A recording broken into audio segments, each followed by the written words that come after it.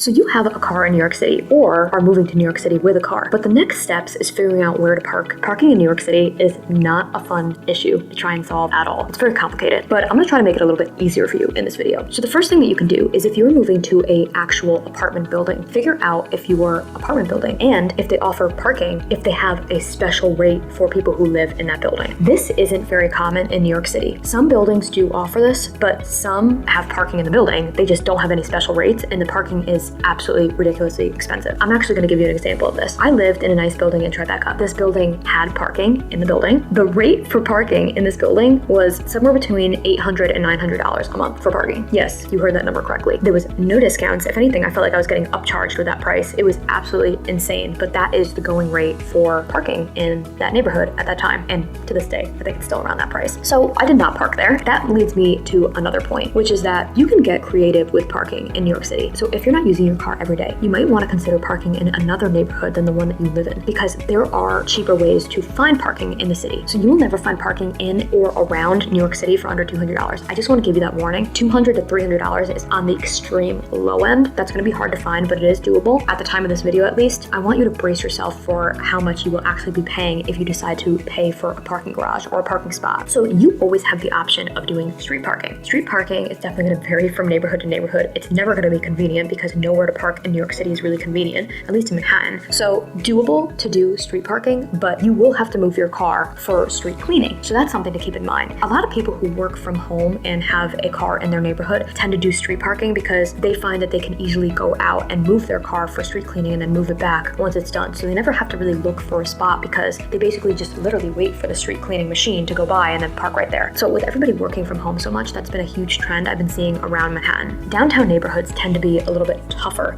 to park because the streets tend to be a little bit more narrow than they do uptown. Now, Midtown, it really depends where you live in Midtown. If you live on the outskirts of Midtown, you might have some luck with street parking. If you live in the main hub of Midtown, so the middle of Midtown, it's going to be extremely hard to find street parking there because, for one, there's so much commuter traffic and there are so many bus stations there, not really any street parking there. You're definitely going to have to go to the outskirts of Midtown to really find street parking for the most part. Now, Upper East Side and Upper West Side is probably some of the most doable areas for street parking in all of Manhattan. So you still will have to move your car for street cleaning and still watch out because there's tons of traffic in those neighborhoods. But at the same time, those are probably the most doable that I've heard of so far for people to park on the streets. Now, if you go to Upper Manhattan, so past Harlem into the other neighborhoods, then you can definitely do street parking.